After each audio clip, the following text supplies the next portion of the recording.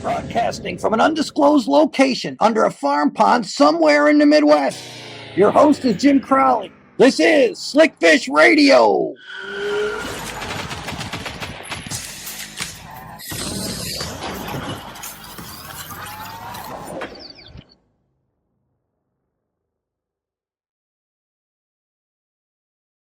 Hey, everybody, welcome to another edition of Slickfish Radio. I am one exhausted guy and your host, Jim Crowley, back from ICAST. What a crazy event. Before we get any farther, we're going to talk a little bit about that tonight. But we have got MLF Pro Zack Birge on tonight. Been looking forward to talking to him. So glad that he had time to come on tonight. So I'm sure we're going to have a great conversation with Zack. A lot of people chiming in already. Goodness gracious, look at you all. Ted Koski, hi Ted, how you doing? Savannah Kolba Outdoors. Well, I spent a lot of time with at ICAST. Hi Jim, hi Savannah, glad you guys are here.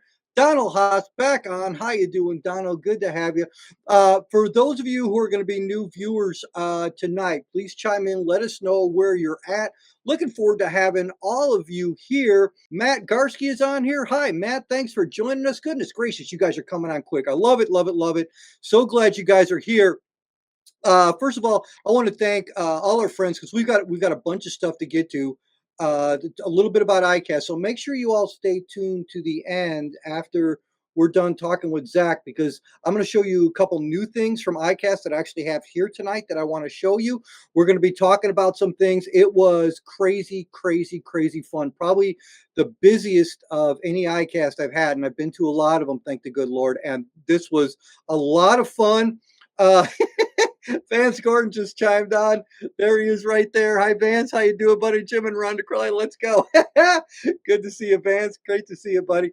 Want to thank our friends from Lure Parts Online. They've got a big sale going on right now, 20% off for 20 days. And that is going with all their skirt material right now. More sales and more stuff coming from Lure Parts Online, but that's going on right now. Fish 419, we had an absolutely phenomenal ICAST with them introducing their brand new CR39 lenses, bringing clarity to a whole new thing. It was really great to spend a lot of time with the whole gang from Fish 419 there. It was awesome. Mudhole, can't say enough about my friends over at Mudhole, and they won their category with their all-inclusive rod kit. That's really cool. You can just order a rod kit from Mudhole, spinning, bait casting, ice fishing, whatever, and everything comes all in one kit that you can get, and you even click on a QR code and it shows you the video how to build it. How cool is that? So if you've ever had any apprehension about building rods, you shouldn't now, because Mudhole has solved that problem, and that's the reason they won an award with that kit. So cool. John Haas, good to see you, brother. And you too, John. Thanks for coming on tonight. Our friends over at Precision Sonar, remember, this is the only place that you can get a discount code at the end of the show for Precision Sonar, and great products, including their batteries, the leash, their graph glass, so many cool things from Precision Sonar over there. Just a great company, and glad to have those guys as part of the show. And our friends from Cast King, I'm going to be showing you the brand new, Ryan Kirkpatrick turn. Hi, Ryan. How you doing, man? From Cast King, you guys are going to love this. I've got the new MG tie reel to show you. That was the talk of the show at ICAST, and I'm going to show you everything when the show is over. Excuse me, when we're done talking with Zack. I'm going to show you that reel. We're going to break it down a little bit. Plus, I've got a new video coming out in the next couple of weeks. I've got a bunch of videos coming out for new products, some really cool things to show you all. But we're just glad you are here, and more of you are chiming on. Thank you so much for coming on. Now I'm going to bring in this guy who not only, I just found this out today, not only does he fish, but he waterfowl hunts, and he's crazy lunatic about it, like I am too. That's why he's a perfect fit for this show already. Zack Birge, welcome, man. How you doing? Thanks. I appreciate you having me. Doing good. Good, man. And I think you've been having a great year. You did great at Red Crest. You just had a good finish over there at the Potomac over there. And for how you feel about your fishing, how do you feel your year is going this year? It's been good. I have no complaints really about it. It's been a lot of highs this season, which is always a good thing. Just 2 years ago, I had one of the worst years I've had since I started. And, that just goes to show you how things can change in a hurry in the sport. can have great years and bad years right after one another. So it's always good to enjoy them while they're good and run with them as long as you can. That's right. I always used to say when I was competing, you got to ride the train for as long as you hope it stays on the track, right? That's Because what do you think? Before we get into some of the other stuff, when you go from a year where it just seems sometimes, and we've all been through it, everybody watching this podcast, anybody who fishes, this has happened to them. You've had a bad day or just a bad run. What do you think there's a different mindset where, because I've always known you've been since watching you, I think since you won Rookie of the Year in 2015, you've been what I think one of the most consistent power anglers out there. When you have a bad year like that, do you see a different mindset going into next following year? What do you, for especially for young collegiate anglers, high school and college, when you have a bad year, how do you as a professional, what do you do to recover from that? I look at it two different ways. One, early on when I first started, I had an unexpectedly good rookie season, fishing the way I just showed up and would fish, and it worked out good for me. I didn't know a lot about the places I went to. I just fished with what I thought looked good and what I thought we should do, and I rolled with it, and it ended up being a pretty good year. Um, Year two, that changed, mainly because I listened to a lot of people. Obviously, I made a lot of friends, talked on the phone a bunch to people, and you start hearing things like, "This is the deal when we go here. That's the deal when we go there. Need to have this, need to have that." And 2/3 of the way through the season, I hadn't cashed a check, and I'm sitting here scratching my head, going, "What's going on? What am I doing wrong?" I'm looking at points. I'm not going to make the championship, Forest Wood Cup at the time, and trying to figure out how to right that train. And long story short, all it was I wasn't fishing the way I like to fish, what I'm good at, what I'm confident in. And it took a few tournaments there, half a season or so, to realize what I was doing. And since then it's really been pretty consistent and pretty good for us.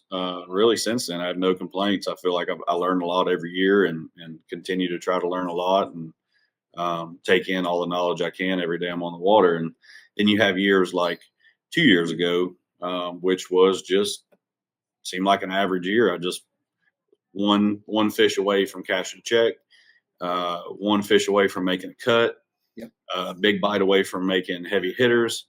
And at that point in my career, I'm 9 years in or so, and I'm not doing anything wrong. I just literally didn't get a bite that I needed per several events in a row. And you can't just get that, you can't really look at it and dwell on it. It's just, it is what it is at that point. Uh, you think about ways you could have done things different here and there, but long story short, you really just need to forget about it. Just forget about it and go on. And then last year was the best year I had, since Oh I yeah. started. And this year has been, other than winning one this year, we're doing better on average than I was last year. I just haven't won one yet.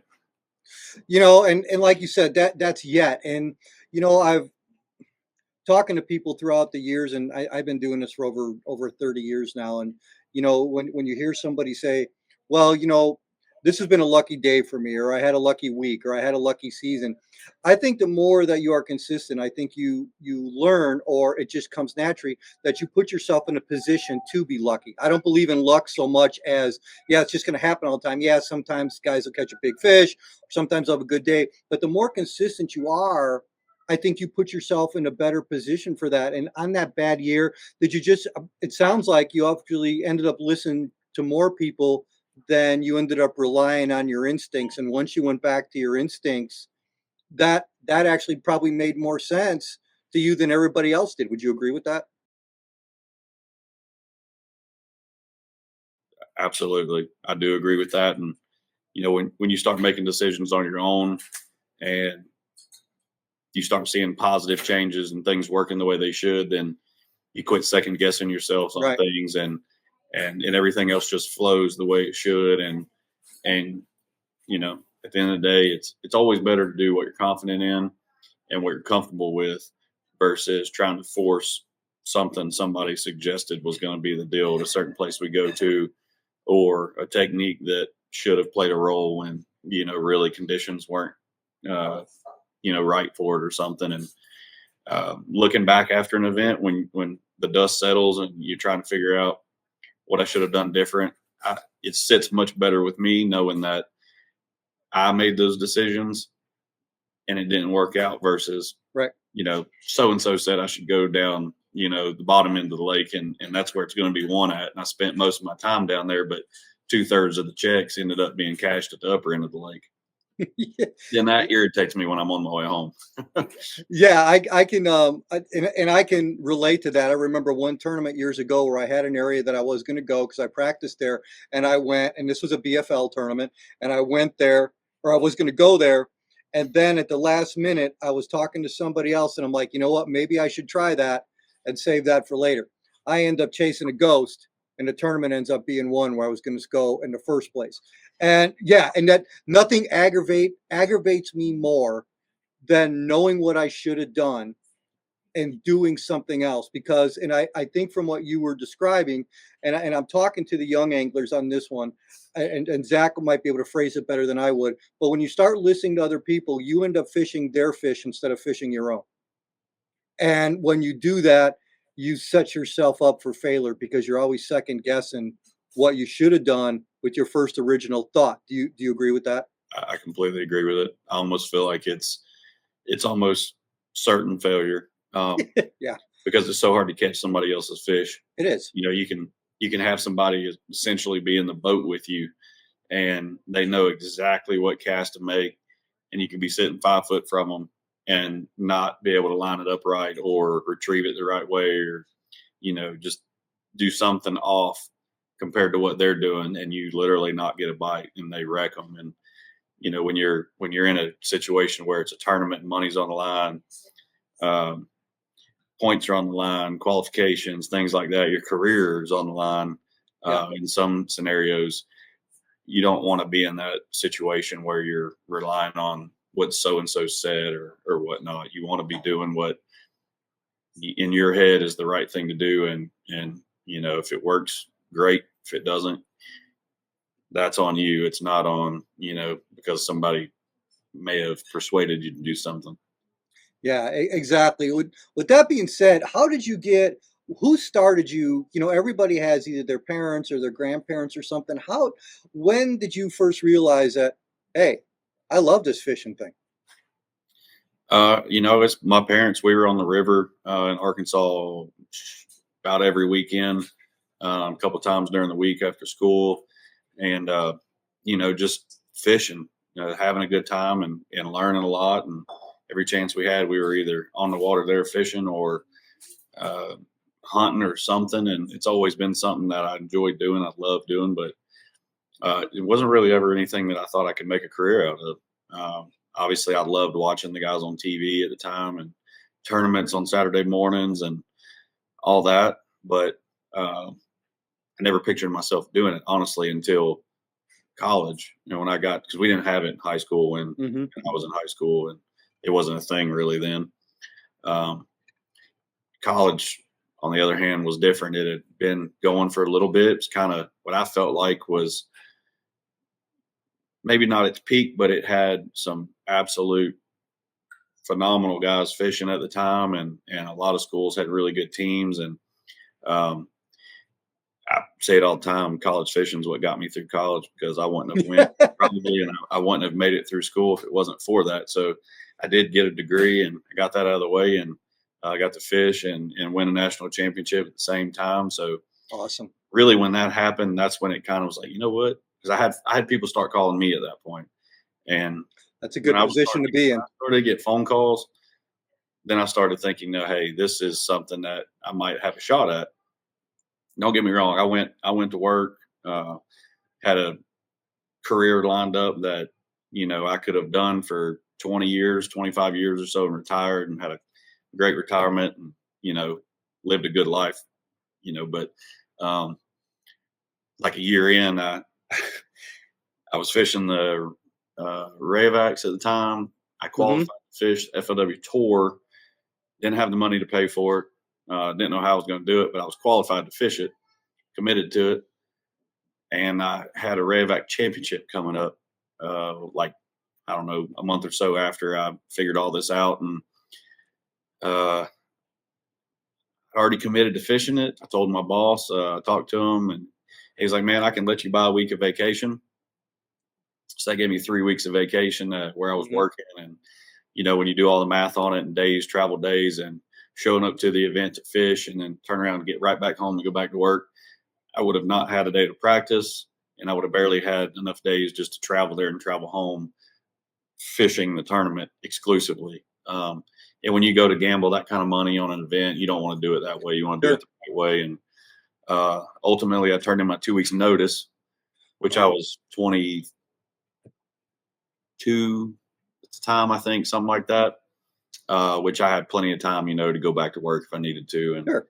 it's not a big deal. I had a truck payment, a couple other small payments, but that was about it. Um, and somehow I ended up winning the Revac championship. 50 grand at the time. It paid for my whole rookie season.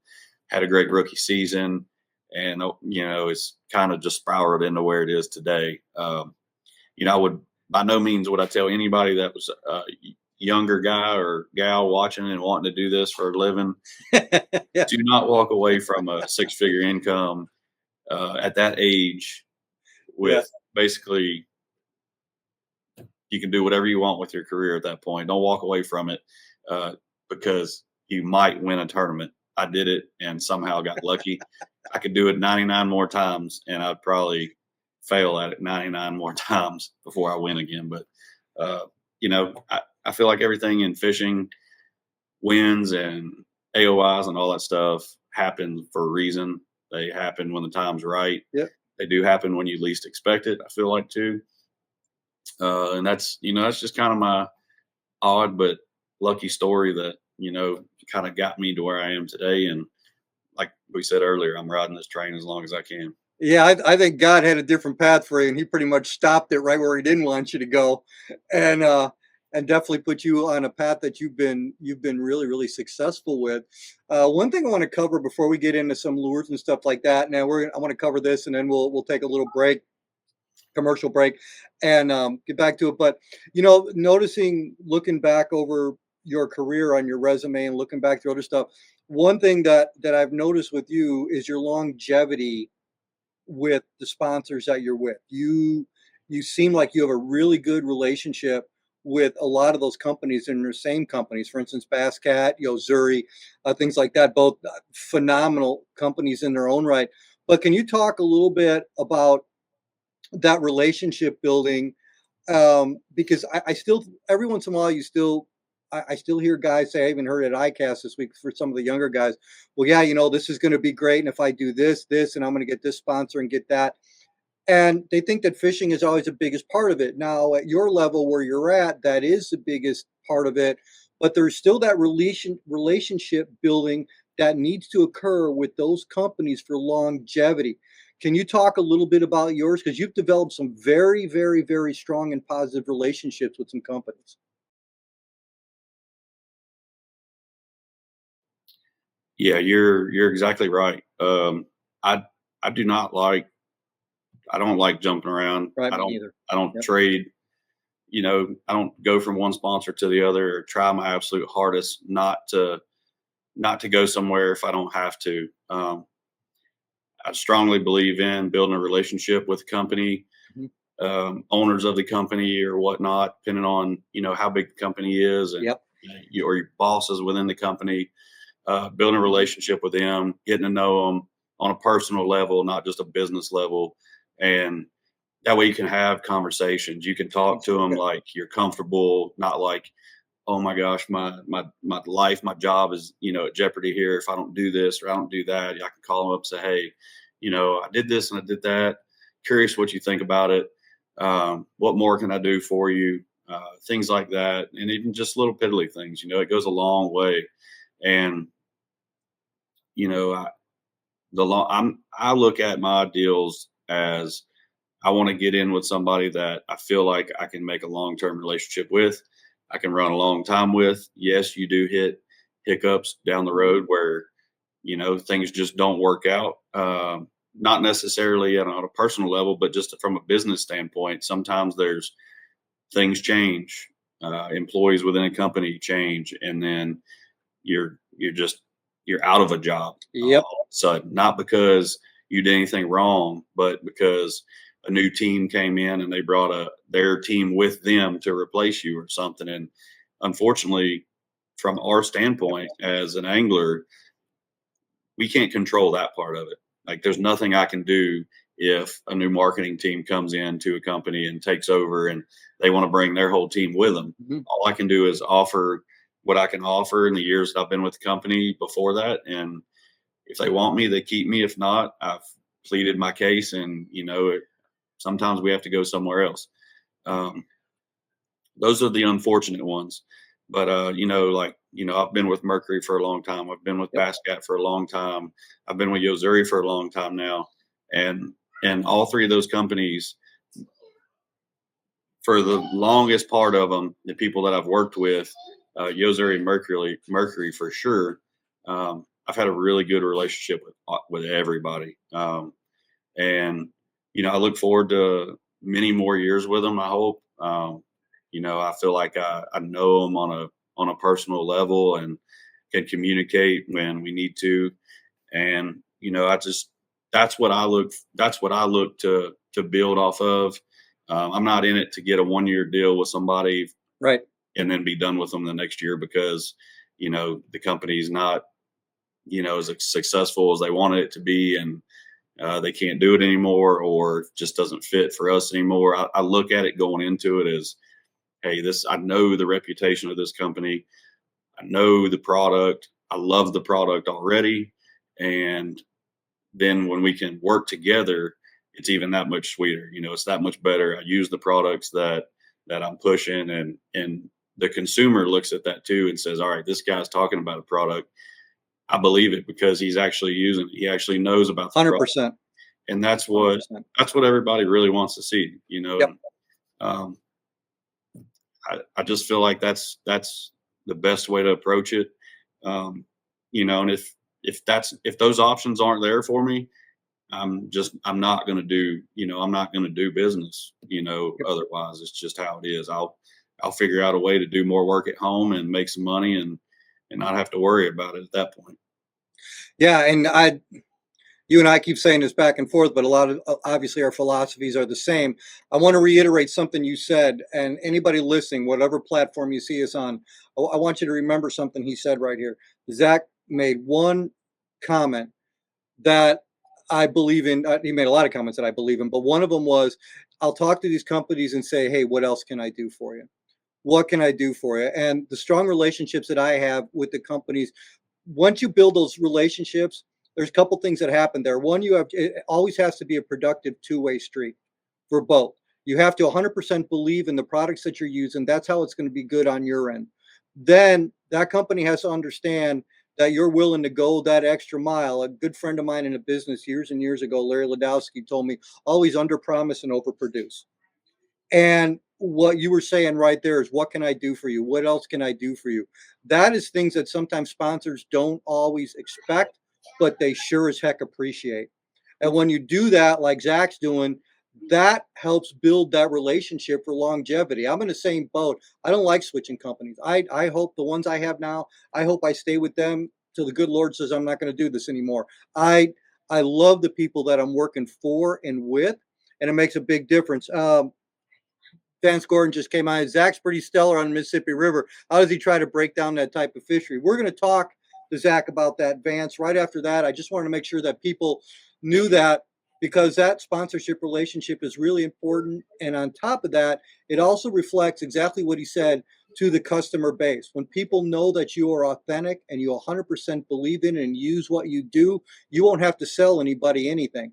They'll see your heart and soul and belief, and in my opinion, that is what will sell more product than anything. You won't have to sell anything. They'll believe you because they understand that that is what you use and that's what you believe in your heart. And Zach, it's obvious you feel the same way. Correct. So what we're going to do right here, we are going to take a break. And like I always tell you, we'll be back in two more with Zack Birge right after this. At Lure Parts Online, we have everything you need to make your own lures, tie your own flies, pour soft plastics, and more. Easy ordering ensures you get your products quickly. You can build all you need to create your own angling success at Lure Parts Online. At Precision Sonar, innovation never takes a break. Their patented smart bracket mounting system features a precise fit and finish that eliminates vibration. They also feature products like the Leash, Graph Glass, Ninja Grass Blade, Sea Clear Power, Precision Graph Locks, and their incredible line of precision powered lithium batteries, all backed by exceptional customer service. PrecisionSonar.com.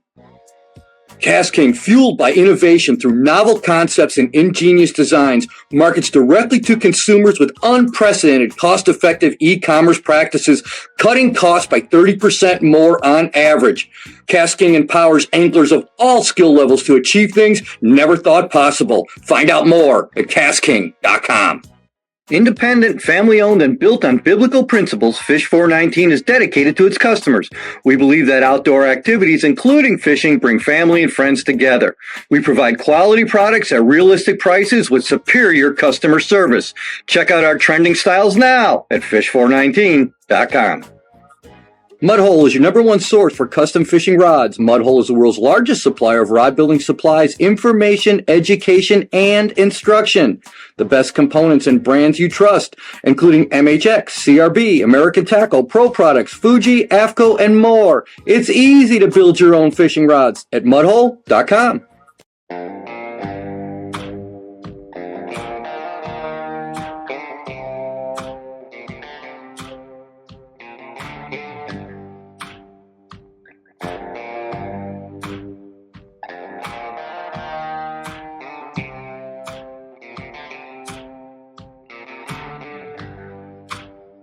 Hi, this is Jim Crowley. Make sure to catch my other show, Jim Crowley Outdoors, where we travel across North America pursuing anything that swims. We always detail our equipment and techniques and more, all in the pursuit of helping you to become a better angler. Jim Crowley Outdoors can be seen on Wire to Fish TV Monday to Friday, 2 p.m. Pacific Standard Time and 4 p.m. Central Standard Time on Sling, Flex, Sports Tribal, Distro TV, Local Now, and more streaming stations. And we are back with Zack Birge. Comments keep coming in. Ryan says, are we going to have a duck hunting session with Zack during the show as well? You know, Ryan, we might just have to do that. We just might have to do that. We got one question to talk about first, and this is from Vance Gordon. He said, how do you try to break down a type of fishery like the Mississippi River, Zack? Man, I love river fishing. Let me just say that first. I grew up on a river, so when I had the opportunity to first go to the Mississippi River, it's got far more backwaters and cuts and places to get into than what I grew up fishing on the Arkansas River, but a lot of similarities. Obviously, you learn current situations and what to look for, things that you can key in on real quick, and you know, when I first went up there for the very first time, I knew nothing about it, had zero knowledge of it, other than what I could see on TV and watch. And I was pretty overwhelmed, honestly, but I just kept running around, looking, fishing what looked good and what I thought a fish should live in and where he should be positioned, and started getting bit. And then I just built off of it. And honestly, the upper Mississippi River is probably one of the most fun places I've ever been to fish. I love it. I love going up there. Every opportunity I get, I take advantage of it when we go. And I've had I fished probably 4 or 5 big events up there now over the years, and I've done fairly well in all of them. But it's just something that kind of naturally suits me well. And I think a lot of that has to do with, you know, spending like 12 years of my younger years of fishing on the Arkansas River growing up, and it really helped me key in on things quick and pick the place apart. And now that I've been there several times, and a lot of places I've caught them at, I catch them again, and I catch them again, I catch them again year after year. But those are certain little areas, you know, that's a river like anywhere else that has current. Things change, sandbars change, and you know, I've known to stick a boat on top of a sandbar there and find out Been there. you do shift some around there, but I was exploring that day, so I kind of set myself up for that. But I love that place up there. I had a lot of fun fishing. Places like the Mississippi River, if you're not getting bit, you're simply not around them. Right. If they're there, they're going to bite. I feel like, or you got a really high percentage of getting bit if there's one in that area. So I like to travel a lot. I will run and gun and cover as much ground as I can. And when I come across a place where I get 2 or 3 bites, I'll mark it, and then I'll crank up and I'll run, a couple more 100 yards down to the next bend or the next flat or the next little backwater that looks good, and I'll go through it real quick. And if I get one bite and I keep fishing and I don't get another bite, I'll kind of rule it out. And I'll just keep fishing around the area, bounce around a little bit before moving on some, in case there is a little stretch. But places where you get multiple bites, 2, 3 bites in a row, there's obviously a population of fish in that key little area. So those are places I'll come back to often. But, baits like the 3DB Yozuri Square Bill, it's a 1.5 size. It's a phenomenal bait to cover water with. Their pencil's really good top water. You can cover down with it. And then of course you never go up there without a frog in your hand and a swimming. Those are baits that I have on at all times up there and cover a lot of ground with. Yeah. Now, one of the videos I was watching on you, and we talked about this a little bit before we aired tonight, is I love throwing a jerk bait, especially for smallmouth. It's actually my favorite way to catch smallmouth. I don't care how I got to catch them. That's my favorite fish. I love throwing jerk bait, but I thought it was interesting that you said in more cases than not, you throw a deep diving jerk bait more than the other standard sizes. And watching that video, I understood what you were talking about. But could you explain that? Because that made a whole heck of a lot of sense to me. And I just want the audience to know it. So why do you choose a deeper diving jerk bait more so than you would the other sizes? So a lot of that has to do with forward facing sonar and active target 2 being a player now with us and having to really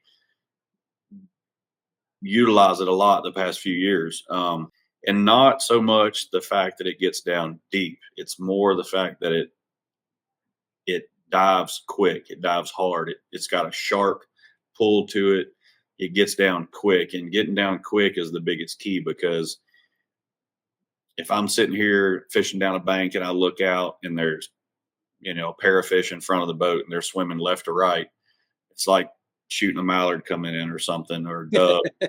You have to be able to lead this fish that's swimming the right distance. And with a shallower jerk bait, say just a normal standard size, in order to get a bait down 6 foot, you've got to throw it that much further past the fish to get it down in a timely manner by the time it gets down there to that area where it needs to be for the fish to react to it and bite it.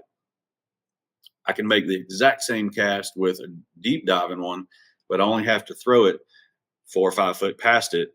I can jerk it down 3 or 4 times real quick, and the bait is in the area where it's going to get the fish's attention. He's going to turn and react to the bait, potentially eat it. Most of the time they do react to it, eat it.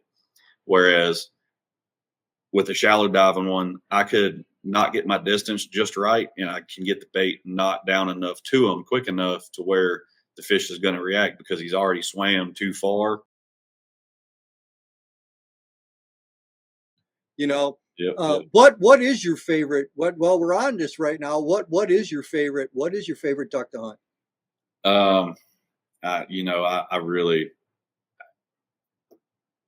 I could say mallards, because that's pretty much the consensus with most people is they want to kill mallards. But where we live at, we shoot a lot of pintails and a lot of widgeon, and nice. Some of the funnest hunts I've ever been on are ones where you're sitting in a muddy bean field or something, or a muddy wheat field that's got flooded terraces, and you kill a 6-man or 7-man limit of widgeon in like 15 minutes, and it's just straight chaos. And they're such a cool duck. They're such an awesome duck. They're awesome. They're beautiful birds. They work phenomenal. Some of the dirtiest drops that I've seen have come from a flock of widgeon, and they'll be in your face before you know it. It's probably one of my favorite. They drop air out of their wings, man, when they do that tilt faster than, it's like watching a snow goose or a lesser Canada goose come in. They will drop air so fast to make your head spin. Yep. And it's just amazing. And for those of you who don't know what I'm talking dropping air is, what they'll do is they'll turn this stuff. And when they're coming straight at you and do that, it makes your eyes about cross and go crazy. First of all, to be able to focus on something like that. But that is just so much fun. See, you said the widgeon, probably my favorite duck on layout hunting is a golden eye. I love seeing golden eyes come in, that big white thing coming in, man, because when they decide they're going to do it, it's just an awesome thing. I could sit here, we could do a whole nother show on duck hunting with you, dude. I'm just telling you, it'd be awesome. Hey, before we let you go, and one, I really appreciate you being here. Like I said, I enjoy watching you so much because you just flat out get it done. I love watching your consistency. I like when you do good because you can tell the work and the effort is there. It's fun watching you fish, man. And I look forward to your continued success. Where can more people find out and follow you on social media? Facebook and Instagram. We got a Facebook page, just Zack Birge Fishing, and Instagrams Zack Birge Fishing or ZB Fishing, one of the two. And it's pretty easy to find. I'm on there a lot. Usually I'm on there at least once, maybe twice daily. Okay. It's always me commenting back to you. So oh yeah, you're not talking to someone's wife or someone's social media person. It's me. You send me a message, it'll be me responding to you. And I really appreciate that, man, because sometimes it's really hard to get a hold of guys, and there's several guys out there that are really, really good. Definitely have you back on the show. I really appreciate you taking your time to answer it. We set this up, had this, a month or so in advance, and thanks for following up and always being able to get. You're a real deal, man, and I really, really appreciate it. Thanks for your time tonight. God bless you and your family and continued success, because we'll be watching. And make sure you shoot them in the lips at the end of the year, okay? Guarantee it. Thanks, Jim. All right, buddy. Take care.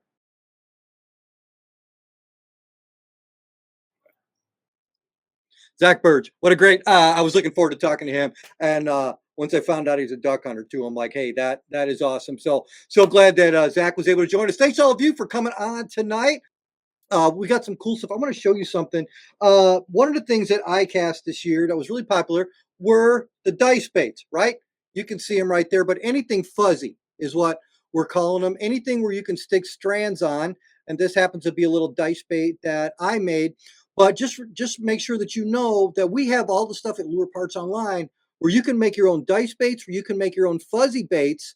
We have all the stuff there, and it's a heck of a lot cheaper than trying to buy those package baits. You can make your own with whatever you want. Matter of fact, I'm going to be doing a video next week on different skirt materials that you can add to any of your plastics to make them different than anything that is offered in a store. I'm going to show you how to do it. And there's some really cool stuff, including if you look at some of this material here, you see it shining. Nobody has that except for Lure Parts Online. I'm going to show you how to do it on an upcoming video. So make sure you check out all the stuff from Lure Parts Online.